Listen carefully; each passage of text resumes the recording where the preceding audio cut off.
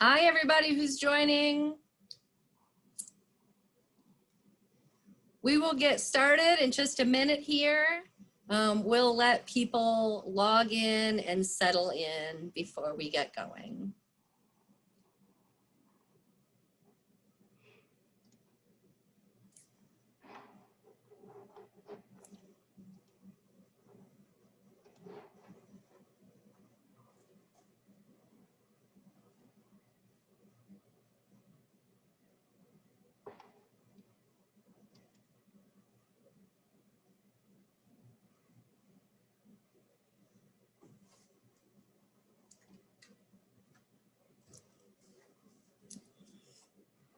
All right, well, I want to respect everybody's time.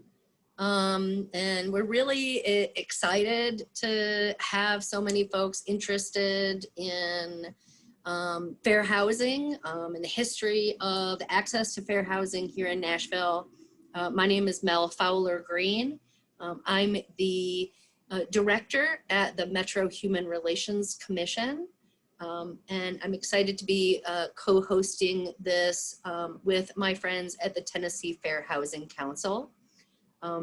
With me today is Kathy Trawick, who is the executive director there at Tennessee Fair Housing Council. Kathy, I'd love for you to tell a little bit about your organization. Okay, thanks, Mel. And thank you to everyone who has joined us today. We are excited to have you. The Tennessee Fair Housing Council serves Davidson and the surrounding counties, and we help people who have been treated differently because of their race, color, religion, national origin, sex, familial status, or disability. And we don't charge for our services.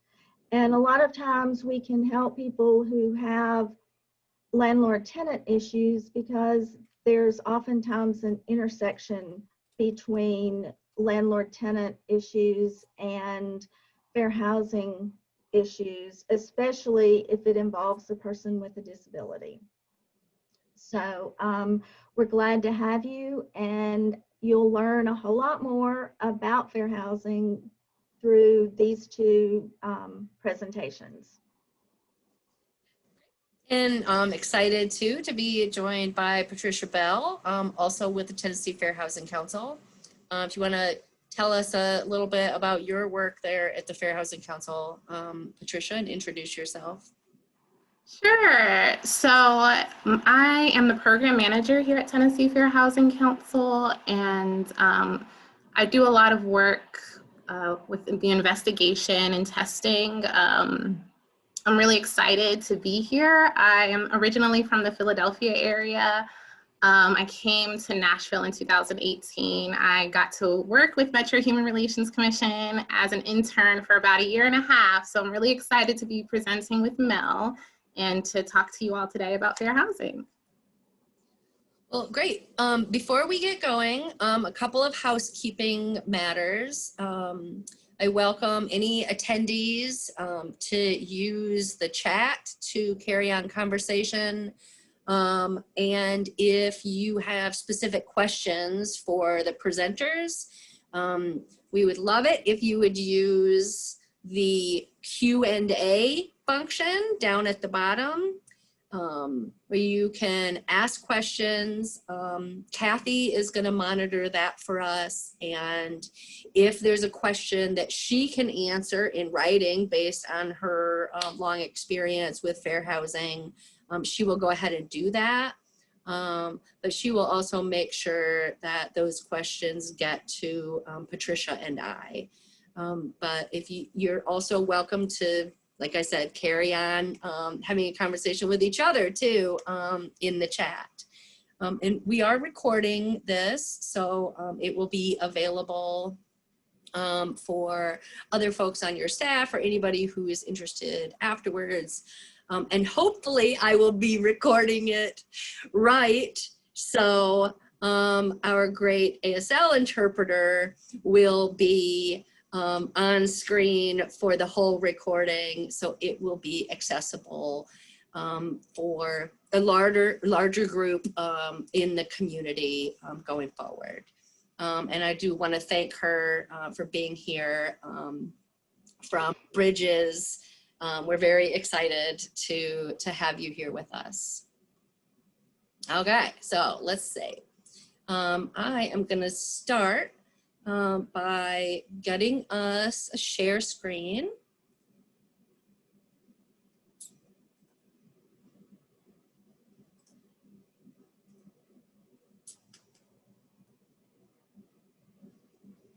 And if you'll just give me a minute to pin our interpreter for our recording. Great. So for this first webinar in our two-part series, we're going to talk about sort of the history of fair housing and housing discrimination in Nashville. And in our second one on April 1st, we're going to look at sort of where we're at now and sort of talk aspirationally too about the future of fair housing in Nashville. Like I said, I'm Mel Fowler-Green with the Metro Human Relations Commission. I was a civil rights and plaintiff side attorney for about 15 years before taking this position. And I've had a great opportunity to teach a number of different topics over the years, both undergraduate and graduate courses. And Patricia, as she says, she's the program manager at Tennessee Fair Housing Council, former case manager with educating at Vanderbilt. And we've been very excited. We were very excited to have her, as she said, in our office for a while, and I miss her all the time.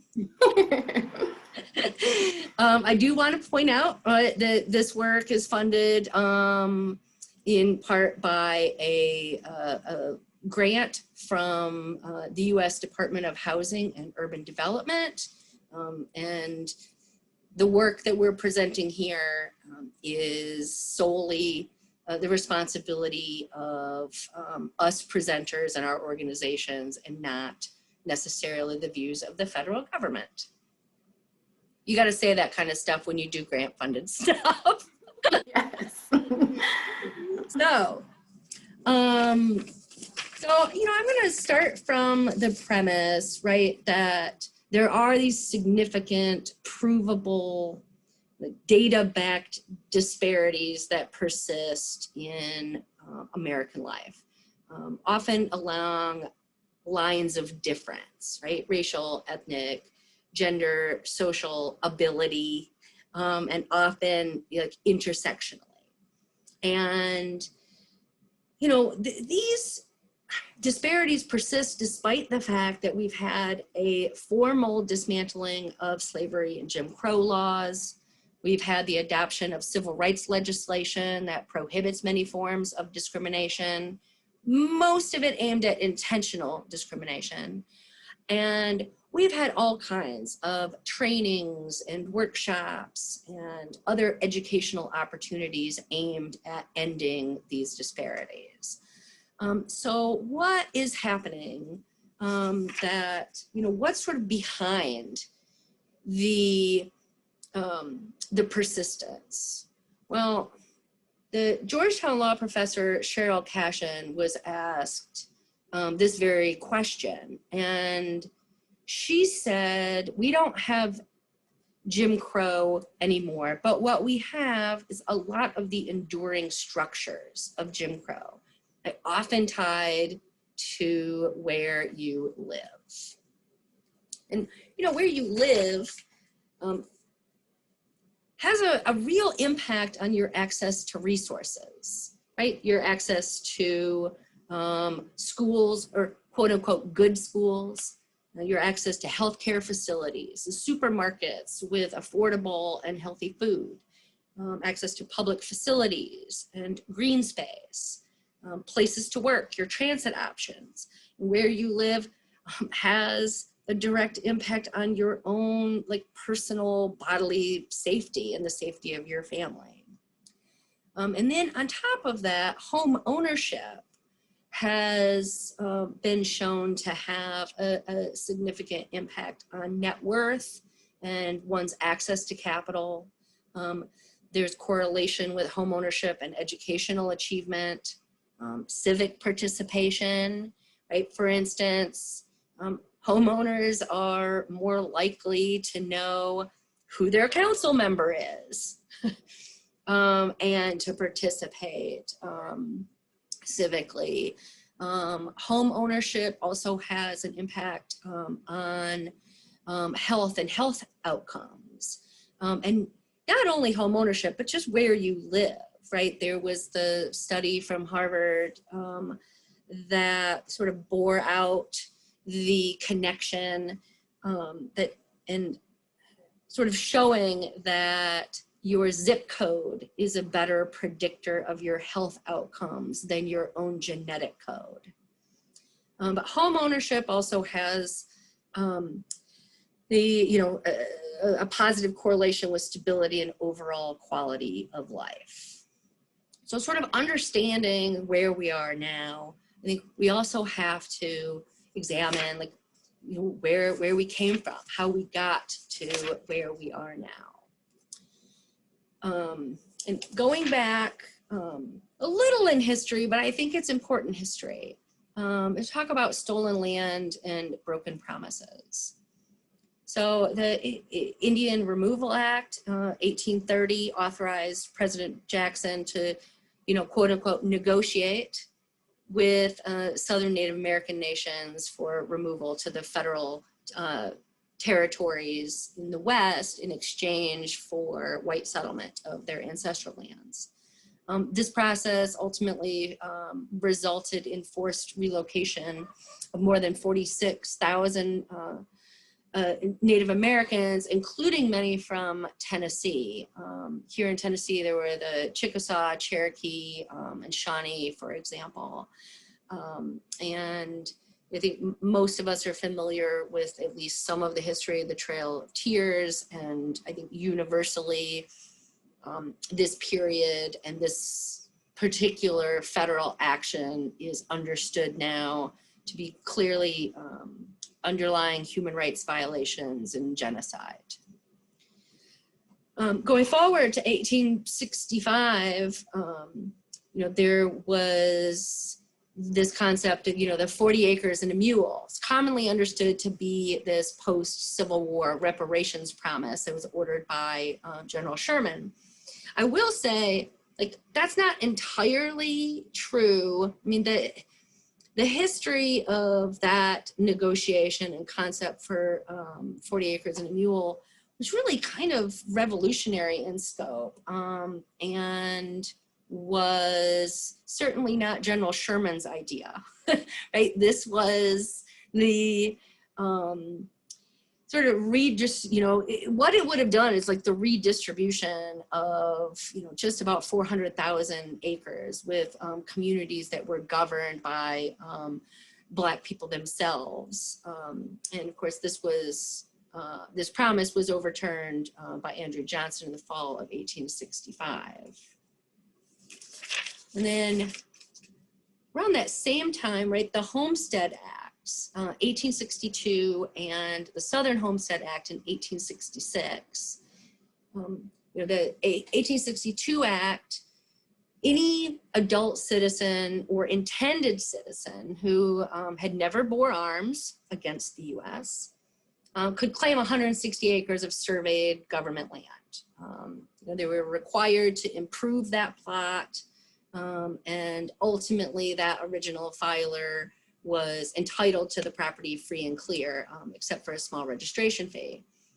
Now, as written, this did allow for homesteading by free Blacks, but if you look at the date, 1862, prior to emancipation, the actuality of free Black claimants was very small. And when you put these two acts together, over 1.6 million white families, both American-born and immigrant, profited from those acts, whereas only about 400 to 5,500 African-American claimants ever received final land patents. And these two acts put together were, I think, unquestionably the most extensive sort of radical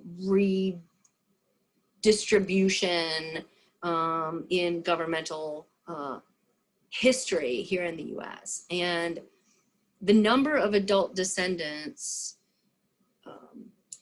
of the original Homestead Act recipients living in the year 2000 was estimated to be around 46 million people.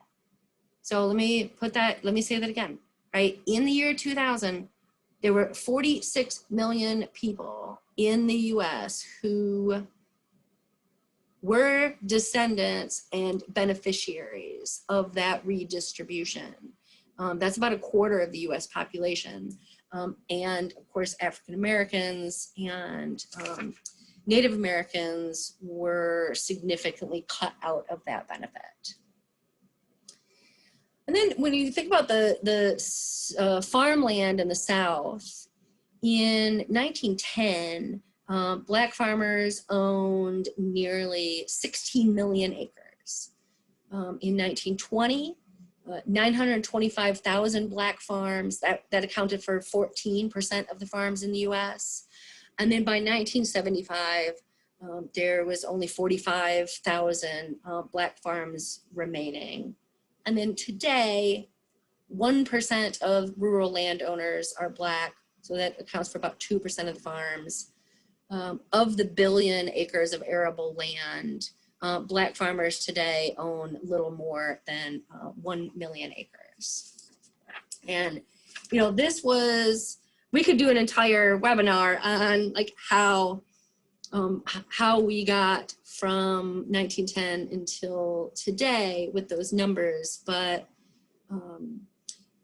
for the most part, right, it's about government action and inaction, right? Discrimination by USDA and white tax assessors routinely overvaluing Black-owned land, forcing Black property owners to bear a heavier tax burden than their white neighbors. There's also lots of fraud and deception schemes to steal that farmland. And there was a reign of domestic terror, right, in the South that forced a lot of Black families from their homes through threats of violence and lynching. And so that government action and inaction, we're still grappling with it, right? During the Obama administration, the U.S. Department of Agriculture settled with Black farmers for $2.3 billion for longstanding claims of discrimination in farm loans and other government programs. So we also have to talk a little bit deeper about government action in creating and sustaining segregated housing practices. So this map here is from a website called Mapping Inequality. It reflects the actual security maps made by the New Deal agency, the Homeowners Loan Corporation, between 1935 and 1940. So when you hear the term redlining, right, like this is a reproduction of the redlining map that was used by the federal government and then later by banks in sort of determining lending risk for federally backed mortgages. Lending was significantly restricted in the red areas and in the yellow areas, whereas, the purple and green areas were considered the safest, quote unquote, loan for a federally backed mortgages. There's a book that was quite popular, and I'm sure many folks in the sort of housing world have read it, and I would recommend it to anybody. The Color of Law by Richard Rothstein, who he talks about all of the ways in which these maps were created, and the very explicit racialized and racist sort of policy making and decisions that went into the making of these maps. Now, it should be noted though that, you know, while these practices did keep Black families from getting federally backed mortgages, they also destroyed the possibility of lots of different investment where Black families lived, right? So whites couldn't get loans, federally backed loans in these neighborhoods. So if you wanted to live in an integrated community, the federal government was making that harder. Other services like healthcare, supermarkets, large employers were dissuaded from investment in those areas. But ultimately, one of the biggest impacts, and with one of the longest tails, is that the opportunity to get a federally backed mortgage after the Second World War was one of the greatest mass-based opportunity for wealth accumulation in American history. And so African Americans, Black families were cut out of that opportunity, and we're still seeing the consequences of those policy decisions. Another significant act by the federal government that impacted where folks could live in segregation and sort of access to home ownership was urban renewal and the displacement by urban renewal. So Reverend Bill Barnes, definitely one of the strongest moral authorities on the harms of segregation and concentrated poverty here in Nashville, said in 2001 that there's no way to understand any of the problems today when it comes to urban planning, schools, and race relations unless you know something about urban renewal. So in the early 1950s, the federal government had a focus on the clearing of areas that were deemed to be slums. This led to the passage of the Urban Renewal Act. Among other things, this act granted local governments the power of eminent domain, right? That is to take privately owned property for what was deemed to be public use. Now we understand that a significant amount of that property was then later sold to privately owned corporations and developers. So they did not necessarily remain in the for the public good. But there were three major projects here in Nashville. These weren't the only ones, but these were the three biggest. So the Capitol Hill Redevelopment Plan, the East Nashville Plan, and Edge Hill. And the these happened between 1950 and 1966. The Capitol Hill Redevelopment Plan cleared about 97 acres and displaced over 300 families and about 200 individuals. I'm actually sitting right in the middle of the Capitol Hill Redevelopment Plan here on James Robertson Parkway. That's how James Robertson Parkway was built. The East Nashville Plan called for zoning of over 2,000 acres in which properties were assessed on a case-by-case basis, where inspectors would determine whether a house could be caught up to code or not, and if not, it was raised. The East Nashville project displaced an estimated nearly 1,700 families It cost at that time $22 million in federal funding. That was a significant investment. And by square acres, this was one of the largest plans in the country.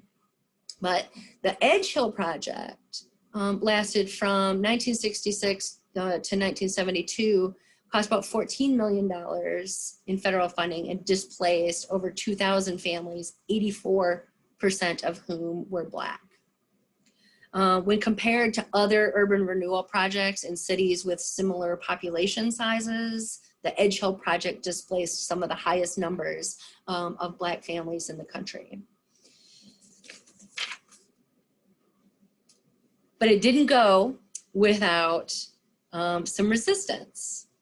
So Patricia, if you would share some of that resistance history. Yes. So the first thing that I want to say is that as Mel was talking about urban renewal, and I'm going to talk about the fight against urban renewal specifically in Nashville, that when we're talking about the fight against urban renewal, we're talking about the injustices that were associated with urban renewal. As Mel was talking about, a lot of funding and money went into development, into clear slums, and we hear stories and we read stories about, sewage on the streets and the uninhabitable buildings. But all too often we know that when there is development, that there is a lot of injustices. And so in Nashville, there were several organizations and a lot of local and community movements and resistance to the injustices of urban renewal. One of the major community organizations was the Organized Neighbors of Edge Hill, which was formed by Bill Barnes in response to urban renewal and its injustices. Then in 1969, the Nashville Committee for Decent Housing challenged the mayor's Important Citizens Advisory Committee. And the committee demanded that the relocation of residents in Edge Hill cease pending an investigation. And they sought to confirm that NHA, or the Nashville Housing Authority, had built an adequate amount of housing for the families that were being displaced. Then in 1970s, the land between Vanderbilt University and Belmont was seized during a phase of urban renewal efforts. And there was a lot of residents that were advocating and a lot of residents that were acting in resistance to the seizure of land. One of the residents that did a lot of advocacy work was Fannie Mae Dees. And so one of the things that Fannie Mae Dees would do was display a coffin in front of her home along with signs protesting the death of the neighborhood. But unfortunately, after a lengthy battle at City Hall, the home that she shared with her mother was demolished along with other blocks during this period of urban renewal. But the corner of the 24th Ave had a large plot of vacant land that the development plan there had failed. And the homes had already been raised, and what the city decided to do is to create a public park, and they named it in honor of Fannie Mae Dees. I think a lot of people call it Dragon Park because of the sculpture that's there, but that just in recognition of the work of Fannie Mae Dees. I also wanted to say that I am not from Nashville, and I was born in 1992. So a lot of what I know as it pertains to urban renewal is what I read in literature. And so I encourage people, if you're from Nashville, if you've lived through urban renewal, if your parents have lived through urban renewal and you have a story to share, to please share that in the chat. I think we need to do collectively a better job at including oral histories in the dominant narrative. And I think that that knowledge and wisdom, we would love to have it and kind of talk about that if we have some time later. Next slide, please. Yes, and Patricia, thank you for saying that, because I think, our experience, and actually our shared experience when you were working with us here at the Metro Human Relations Commission and researching the history of urban renewal and its injustices, I think we were quite surprised at the lack of information and sort of that history. So definitely if you or your family have some oral history to share, we would love to follow up with you and help. Now, Mhm. sorry, can I break in just 1 second? Sure. When you have a moment, would you share the numbers of displacement in the chat, please? We had a request for that, those displacement numbers. Yes, absolutely. It might be after I finish this slide deck. Absolutely. So my recording, our recording, and to keep our interpreter on here. I don't know that I can do both at once, but I am happy to do. You're very good at multitasking, I know, but next time Patricia's talking. Right. Great, thanks. Yep. All right, Patricia, here's your slide. Oops. Yes. So these are the organizations that were doing a lot of work during the time of urban renewal in Nashville.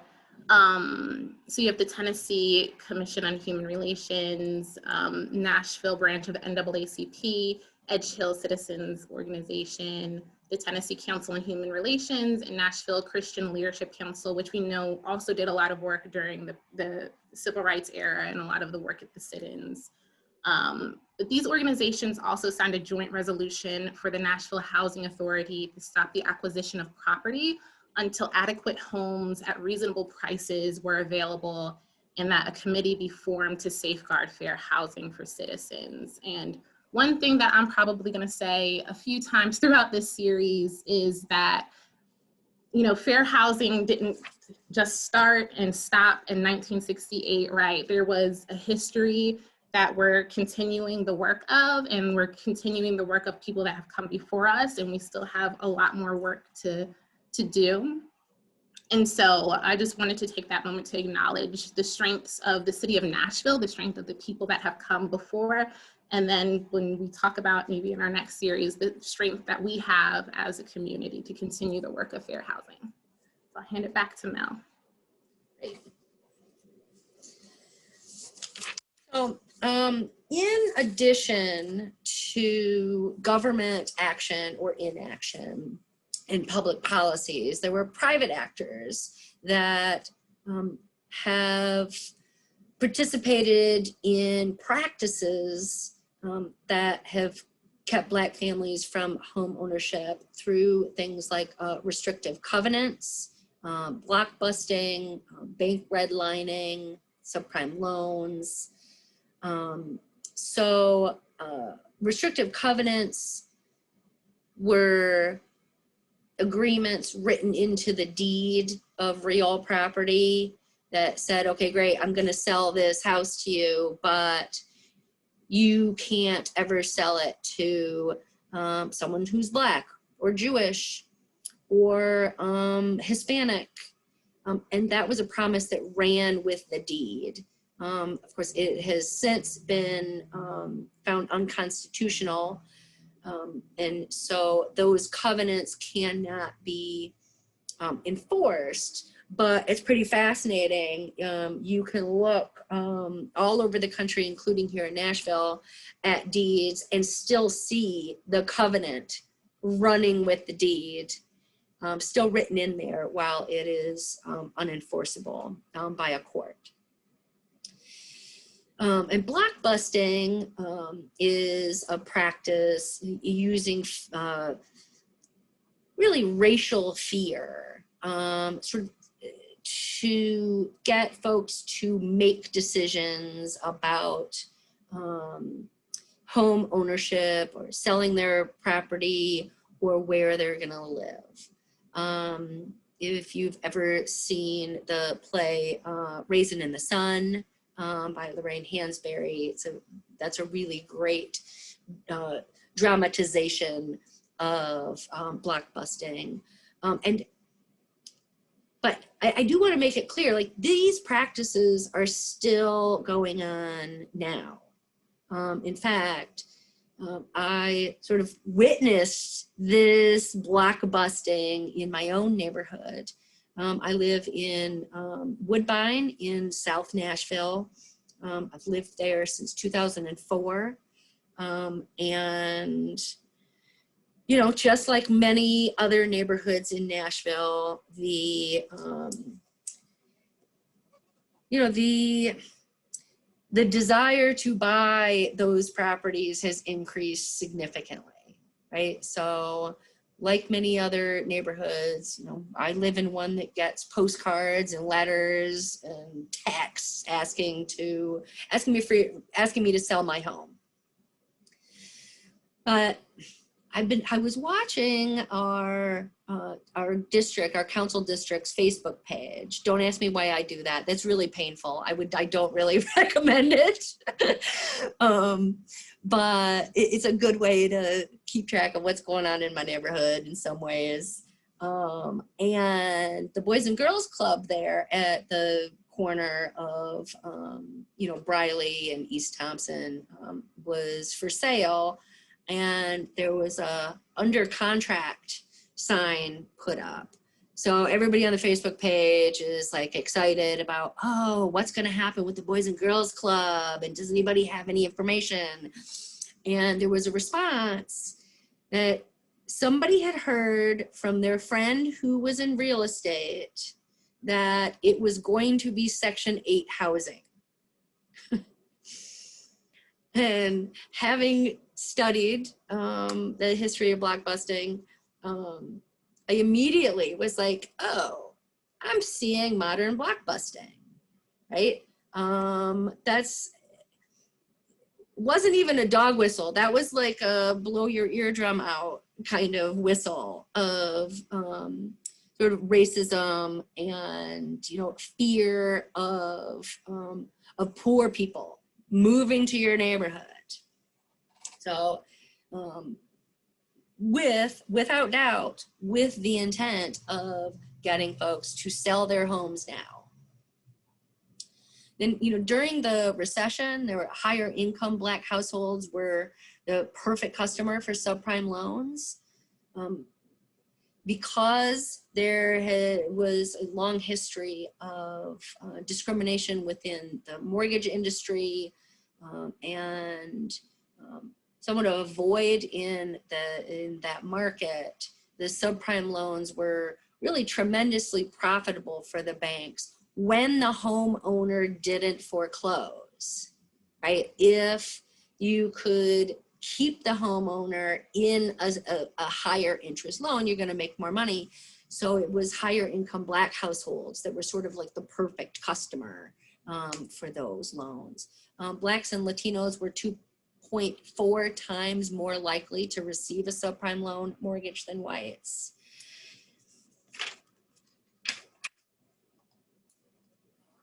And when we talk about redlining, it's sort of taken on some new forms in social media. So this is a actual ad application from Facebook where somebody wants to advertise some rental property in the state of New York. And they're setting their ad request, if you see in this little yellow box here.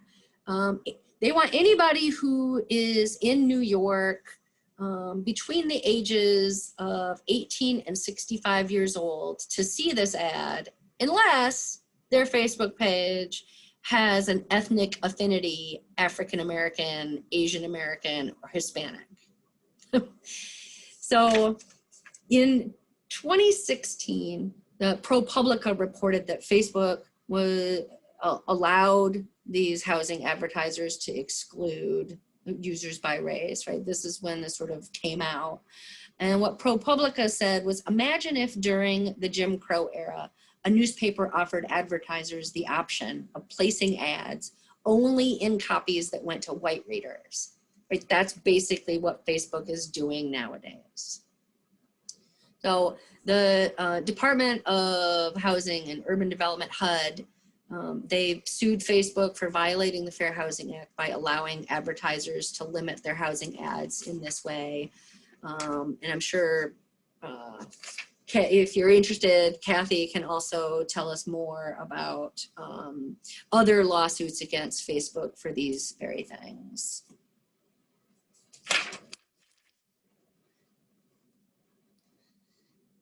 So the legacy of these racist policies and practices are clear in some ways, right? Black families today, regardless of income, are less wealthy than white families.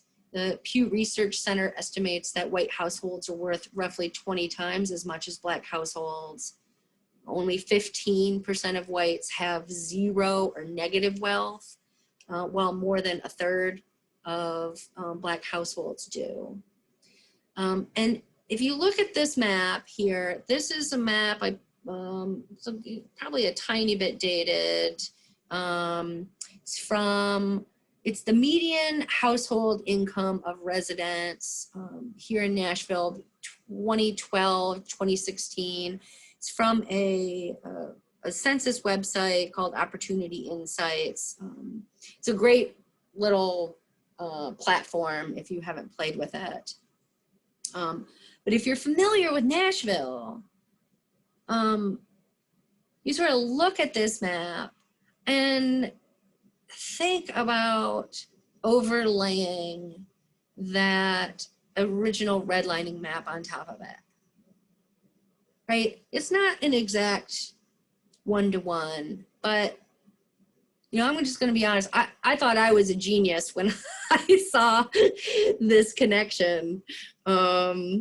No, it wasn't just me. Fascinatingly, the website Mapping Inequality that have reproduced redlining maps from cities all over the country, those maps have been taken by people in lots of other cities and mapped on top of different metrics like median household income.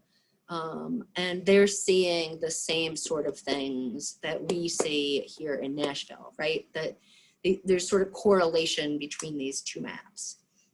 So nationally, nearly 2/3 of the neighborhoods that were deemed hazardous, right, in redlining map, right, the red areas, nearly 2/3 of those are home to mostly minority residents, typically Black and Latino now. Right? Cities with much more segregated neighborhoods have significantly greater economic inequality as well. But on the flip side, 91% of the areas that were classified as best in the 1930s and 40s, right, the green areas, those remain middle to upper income today, and 85% of them are still predominantly white. So, Patricia, I'm going to throw this back to you to tell us about the history of the Fair Housing Act and sort of our road to the Fair Housing Act. Thank you, Mel. So I wanted to talk about the road to fair housing. I think often what is discussed, at least in the fair housing world a little bit, is the 7 days between the assassination of Dr. King on April 4th of 1968 to the signing of the Fair Housing Act by President Johnson, on April 11th of 1968. And so that was a pivotal time for the Fair Housing Act. The assassination of Dr. King, we know, was followed by riots and rebellions across the nation.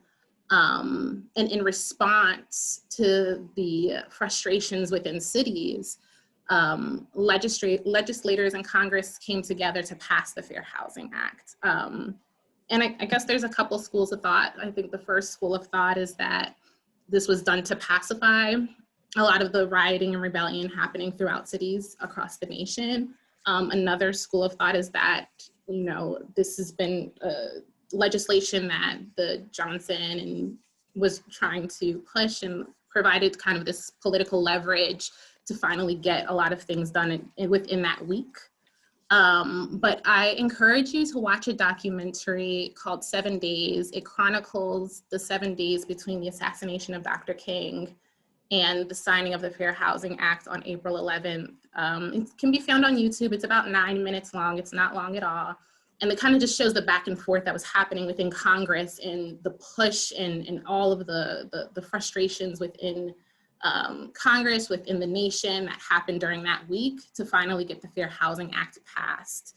But I want to kind of underscore the long road of fair housing that didn't happen just within that week, but can really date back to 1866 with the Civil Rights Act of 1866, which had arguably required fair housing practices to be enforced, but it contained no provisions for federal enforcement, right? And so then you had a slew of Supreme Court decisions that happened in about a century ago, right, that kind of enforced the lack of federal protections.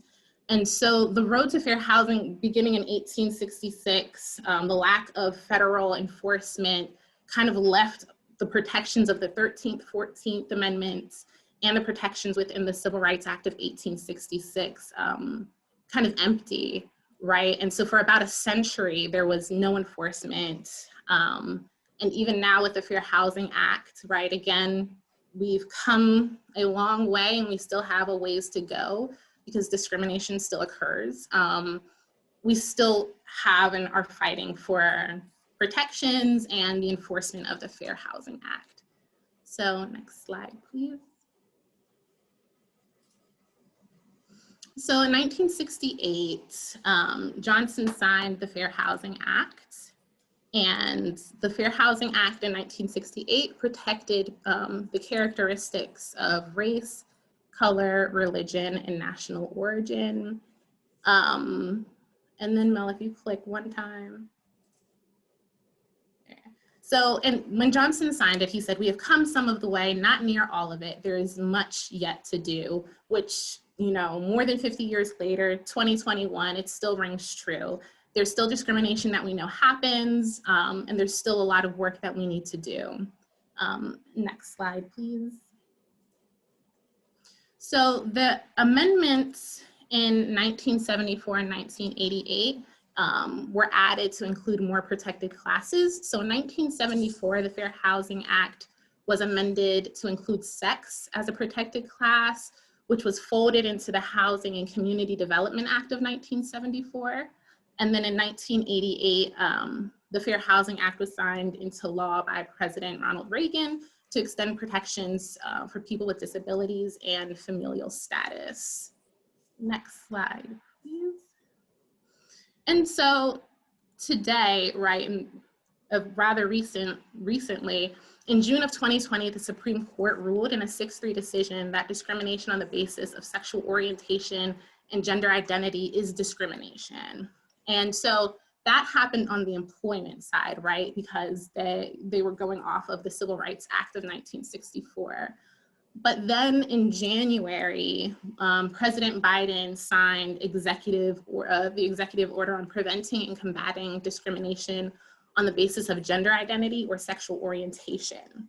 So in response to that executive order, on February 11th, HUD announced that they will enforce the Fair Housing Act to prohibit discrimination on the basis of sexual orientation and gender identity. And so I want to be very clear that this is not permanent legislation, right? So because it's connected to Biden's executive order, we know that executive orders can come and go with administrations.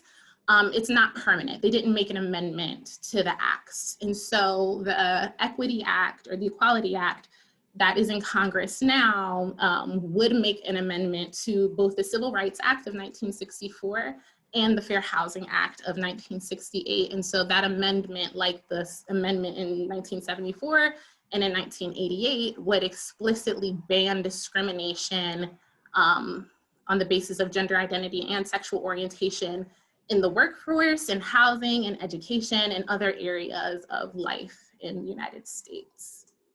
So next slide, please. And so what we have in Tennessee are 8 protected classes. So it's race, religion, color, national origin, sex, familial status, disability, and creed. So we have the 7 protected classes that are federally protected, and then CREED, which I believe, and Kathy, I'm sure will jump in if I get this wrong, equates to just denomination, right? And so, and it's important to note that the protected classes are, while we have the 7 protected classes, can change from state to state and sometimes city to cities, can adopt ordinances to include more protected classes. I worked in DC, and when I was in DC, I think they had about 18 protected classes before I left, through different, movements and fighting for the inclusion of more protected classes. And I also want to kind of plug that Kathy is an amazing attorney, Julie Iriart, an amazing attorney here in our office. We often do presentations that go on for an hour and a half on any one of these protected classes. And so if you or your organization serves members or is interested specifically in a protected class and you want more information on the nuances of those protections, please reach out to our organization. We can schedule something, set up a training, talk to members. We love to do it. We love to reach out. Kathy loves talking about case law and protections and all of the nuances of the law. So please reach out. I don't know if Kathy can put our information in the chat box so you all have that. And we can present for your organization. Now we're doing everything virtually. I also want to kind of plug, if you're interested also in the information that we presented here and you want to become active and do some volunteer work, we have a program, a testing program at Tennessee Fair Housing Council. If you're interested, please email me and we can talk more about that in detail. And then... Actually, either Patricia or Kathy, this is Mel. I think that a lot of folks are familiar with a number of these protected classes because they overlap with other civil rights laws. But familial status is not one that we see in the other titles of the Civil Rights Act. So if one of you wouldn't mind just doing a real short explanation or primer on what familial status means in the Fair Housing Act. Sure, Kathy, do you want to come in and talk about familial status? Okay, and just a little housekeeping. Mel, I did find your stats in the notes and I pasted those into the chat. I also pasted in the link to the 7 Days documentary on YouTube, and then an article that's on News Channel 5 today that is very pertinent to what we're talking about. It's titled "1 Year Later, Tornado Destruction Leads to Gentrification in North Nashville."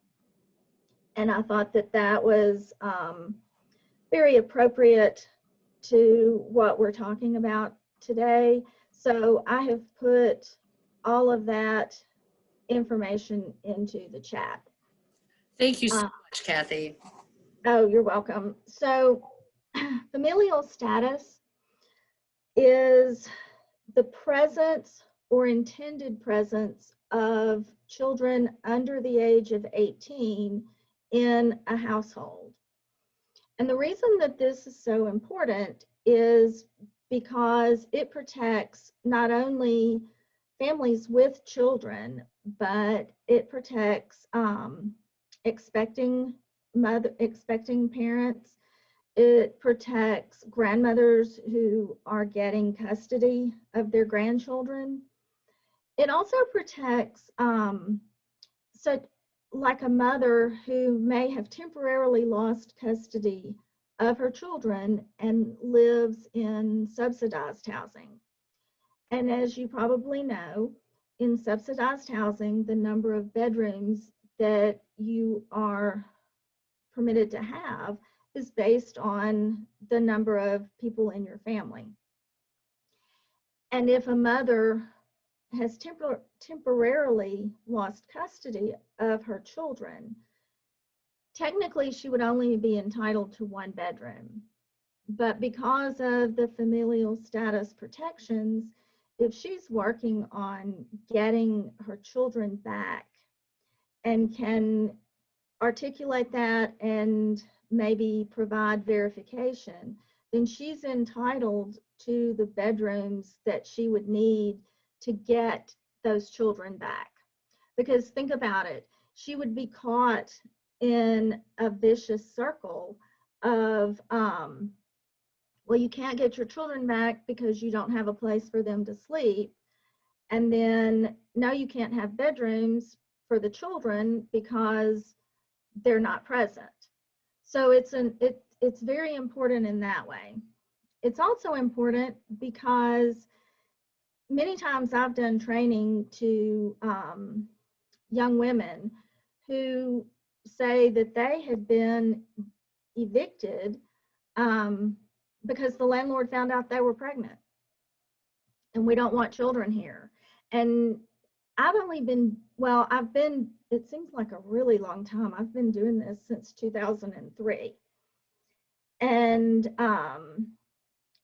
so if you think about it, this has been in quite a bit longer, but you've got landlords who still to this day, because we had a case like that where the family was told they had to move because the daughter was expecting. And so that's why familial status is so important, other than just what you would typically think of, trying to put all the families in the back of the apartment complex, not allowing someone to live on the second floor if they have children. They might present it under what we call a pretext of safety. You know, it's not safe for the children to be on the second floor. And it is up to the parents to parent the children, make sure that they're not disturbing downstairs neighbors or doing anything that's unsafe. But it's not up to the landlord to put the families in the back of the complex, away from the lake, the pretty lake that's on the property, or supposedly by the swing sets, the playground. So all of that is what's encompassed by familial status. Great. Thank you so much, Kathy. Okay, we're gonna hopefully to get a few questions before we go. I do want to say the second half, next time we meet, we're gonna talk about some of Nashville's sort of new challenges, what fair housing enforcement looks like now, and what hopes we all as a community can share about the future of fair housing here in Nashville. That's going to be on April 1st at 4 o'clock. And we're going to be sending out some registration for that. I will send it to all of you who have joined us for this one. And I really hope that you're going to come back for our April 1st session. And also, I wanted to add another piece of housekeeping because it's been a crazy week and I did not get the evaluation forms together so that we could either attach it to this or get it sent out. So I'll get those to you, and those will go out, probably be able to go out tomorrow.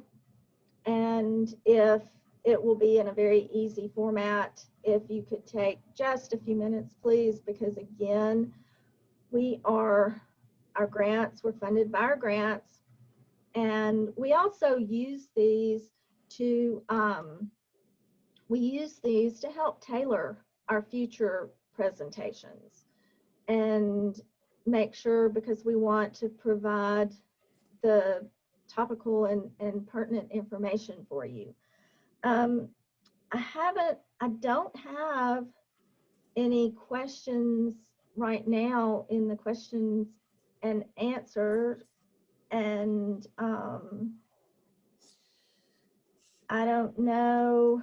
I actually have a question for my co-panelist, Patricia. I think that another interesting aspect of fair housing enforcement that looks a little bit different from some of the other civil rights acts is the idea of testing, right? You said that what you do is some testing. What does that mean? Yeah, so the Fair Housing Act is, and Kathy will, I'm sure, come in and correct me if I'm wrong, is primarily enforced through private enforcement. So people coming, they have a grievance, they have an issue, they've experienced discrimination, and they bring it to one of our attorneys here, our attorney, they can file a complaint with HUD, but it's this private enforcement, right? But what testing allows us to do is to go in and investigate systemic issues of discrimination and see, just kind of testing and going out into the market and seeing, is there discrimination happening? And we do this in a way that's kind of like secret shopping, you know, having one person that it doesn't have the protected class that we're examining go in as the control, and followed by the protected class going in and seeing if there's difference in treatment. And so we do testing to measure and to find discrimination within Davidson County and the surrounding counties. And again, if you're interested in participating in our testing program, please reach out to me and email me. We provide stipends, small stipends, but we're really right now just looking for volunteers that are passionate about the work and willing to kind of go out into the field and do some investigation. And I will add just a little bit, because a lot of people have the misconception that we're trying to trick people or trap them into saying things that they wouldn't ordinarily say. And Patricia is very good at, in her trainings, that we teach everyone to be objective. And the Supreme Court in Havens versus Coleman Realty a long time ago determined that testing is legal because it can show us that there's no discrimination, that there was no difference in treatment based on membership in a protected class, or it can show that there was, because a lot of times all you have is the he said, she said. And so Patricia trains the testers to be objective, and they never compare notes with each other. They don't even know what they're testing for. But it's very important, and we don't look for things where they don't exist because we don't really have the time. We only investigate things that have been reported to us, that we have anecdotal information on, and it is what it is. If there's no discrimination, that's the way we report it. We do have a question in the chat, and said that this person said that it learned a lot, very appreciative, such a timely and needed discussion. How can we better educate the community at large? The episodic special Soul of America that debuted last night spoke about redlining and reparations being given to residents of Evanston to assist in their acquiring housing. You also have a compliment, Patricia and Mel Rock, as teachers really explained with clarity what are complex issues to many of us. So I would encourage people to look at the special, that Soul of America, but how can we better educate the community? Besides, I would say one thing is encourage everyone to, that to go on the Human Relations Commission's website, our website, Facebook page, because this recording will be posted there. And so that's one way. And then, like Patricia said, we are happy to do presentations to any size audience. A small office, a large group like this. So we're happy to do presentations on any type of the protected classes, but not only that, but any type of equity issues. We'll get Mel involved, and we'll, you know, be happy to present these sorts of things. I also see here that PATH, you know, the People's Alliance for Transit, Housing, and Employment here in Nashville. One of our attendees says that PATH is starting a 6-month group discussion about these issues starting on March 28th. There is a registration dropped in the chat. I think you could also visit pathnashville.org to register for that. And I do hope, I will definitely want to be a part of that conversation. And I hope that if our friends at PATH want any support or get help getting the word out, we Absolutely. definitely be happy to receive those kinds of requests. And I would encourage anyone who's posting in the chat, I think we have the default set to all panelists, but change it to all panelists and attendees when you get ready to post.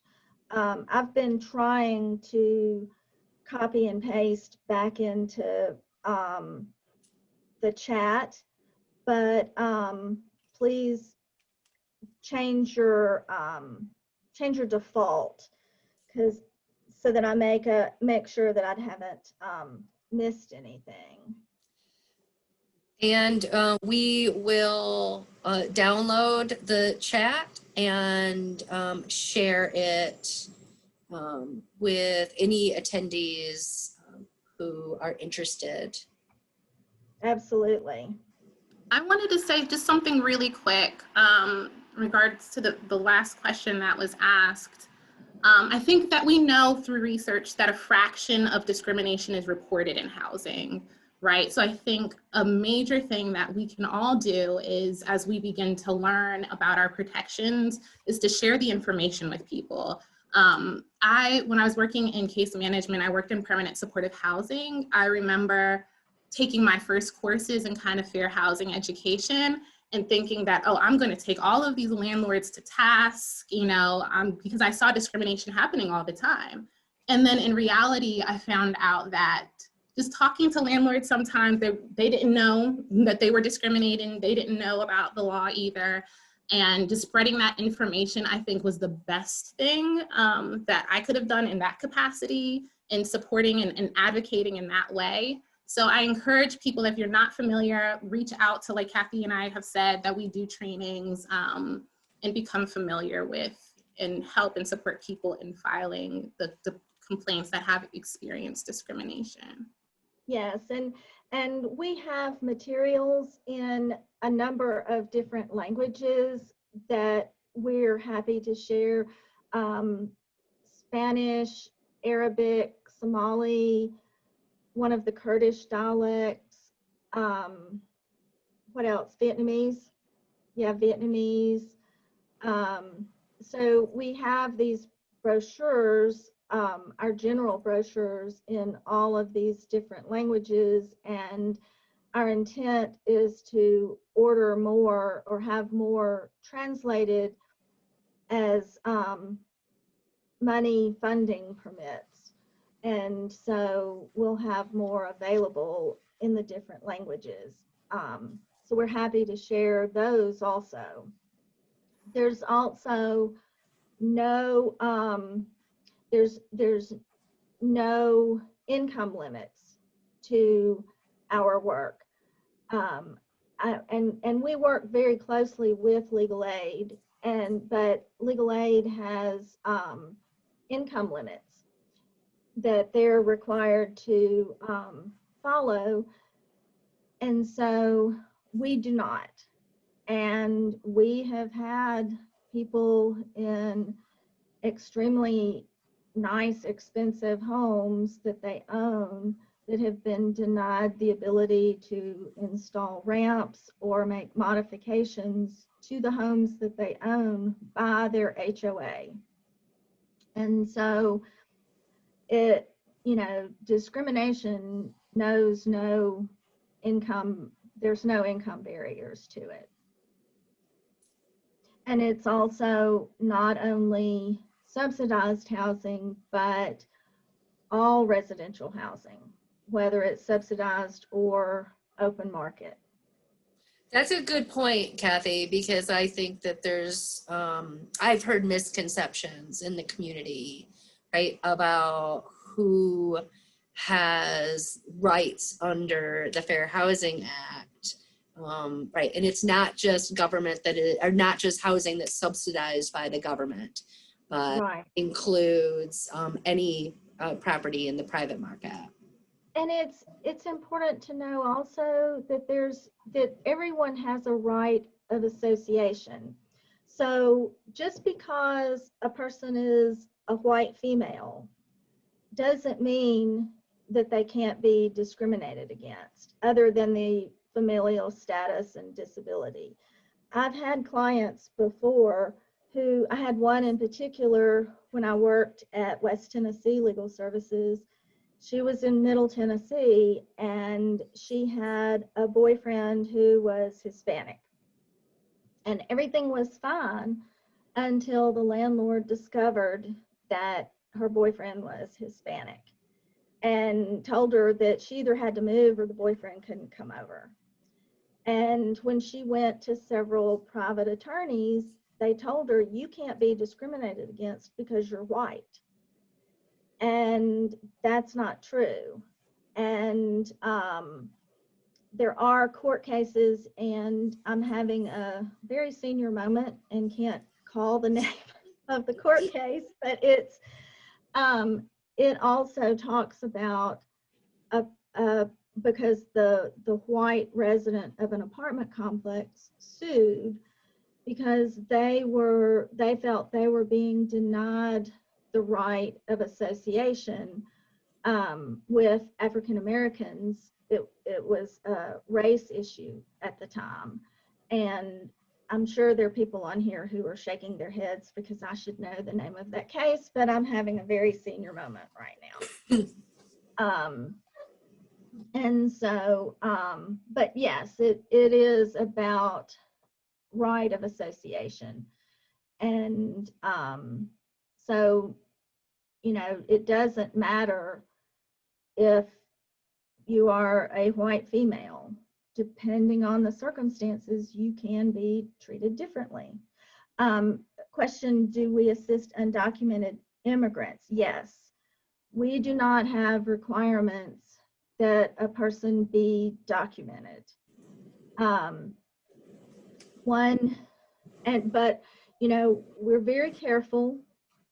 HUD never asks, none of the paperwork on there asks for immigration status.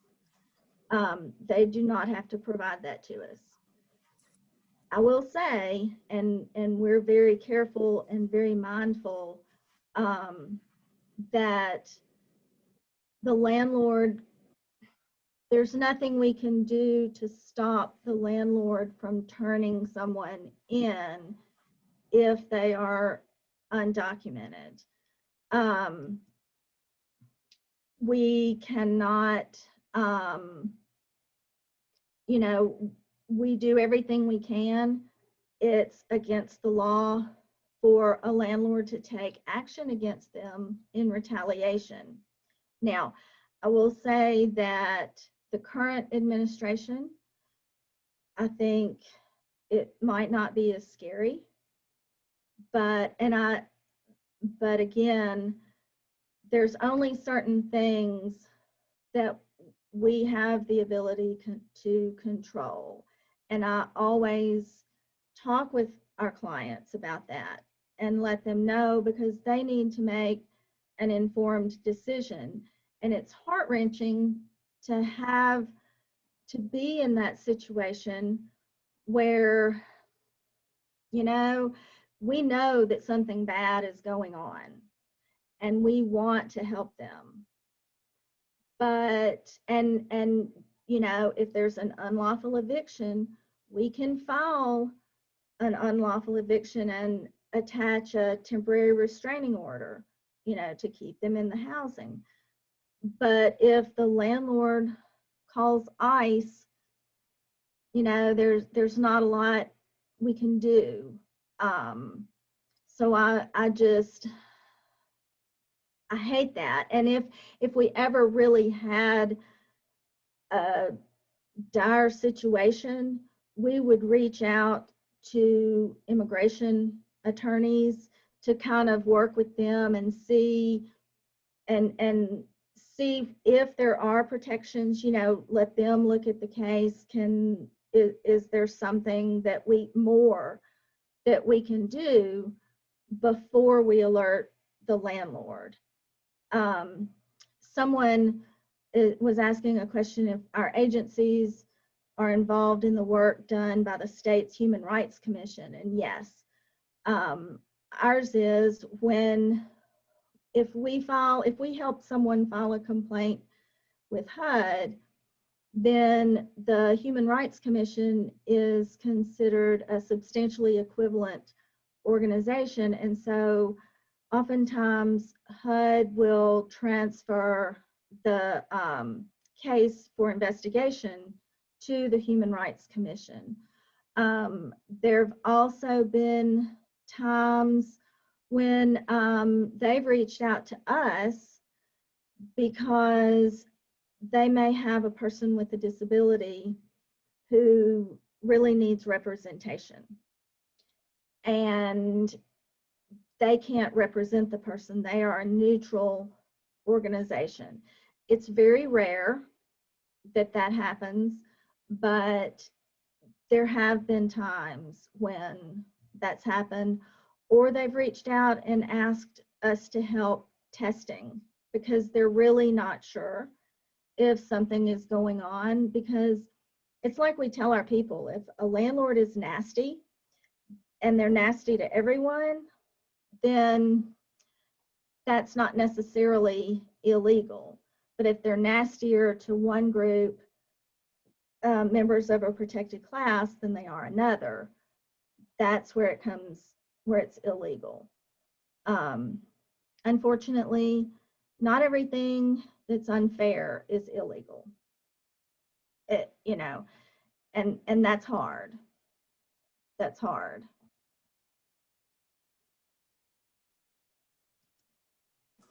Well, if there are no other questions, I know, you know, it's after 5. I know people want to get home to their families, and I've really enjoyed this conversation. I have too. Let's see, wait a minute. Oh, okay. We can definitely do a 20-minute version of the presentation. That's kind of like getting a little whiff, a little taste, but it might, you know, be just enough to a tickler, a teaser, say, okay, we want more. But yeah, I'm sure that we can come up with a 20-minute version of this. And I just want to let everybody know, you know, you can email me. I know Kathy gave her contact information.